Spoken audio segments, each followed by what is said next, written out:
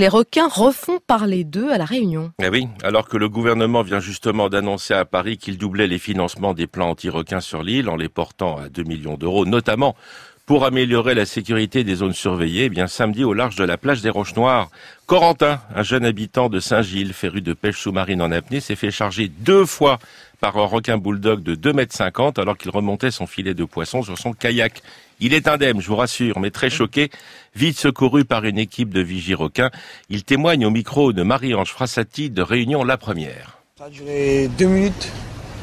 Comment tu te sentais? Pas bien du tout, pas à ma place. C'est comme si j'essayais de piquer un lion avec un cure-dent. Quand j'ai tiré, il a fait un demi-tour et il est revenu me charger une deuxième fois.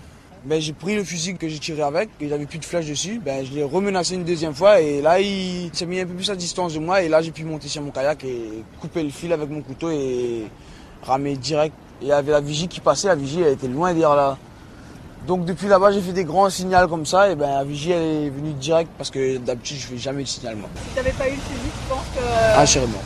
Ah je serais mort. Ça fait froid dans le dos, ce témoignage. Courageux, puis s'il n'y avait pas eu le fusil, fusil sous-marin, voilà. C'est un peu les dents de la mer, cette histoire.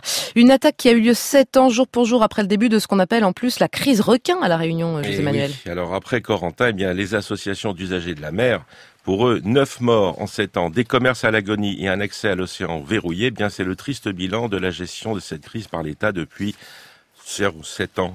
On vient de le dire, le dispositif de pêche préventive, la réserve sous-marine ou encore les arrêtés d'interdiction préfectoraux ne les satisfont pas. Ils demandent la mise en place d'une commission d'enquête parlementaire. Jean-François Nativelle est secrétaire d'Océan Prévention Réunion. Il est au micro d'Olivier de la Richaudière de La Réunion La Première. De temps en temps, c'est en créole. Je vous traduirai après. D'accord. Un problème pareil serait survenu à Marseille là-bas, ou bien à Biarritz, ou à Lacano. Un instant, on a fait une affaire. L'autre coup, on avait les maires des associations littorales. On a ici, là, halluciné. On l'a vu le maire de Lacano. On l'a demandé à lui, monsieur le maire, mais si jamais on avait un problème comme ça chez lui, il dit, mais c'est pas possible, on n'a plus rien. C'est une catastrophe. On n'a rien qu'avec 2 mois. 2 mois seulement d'ouverture.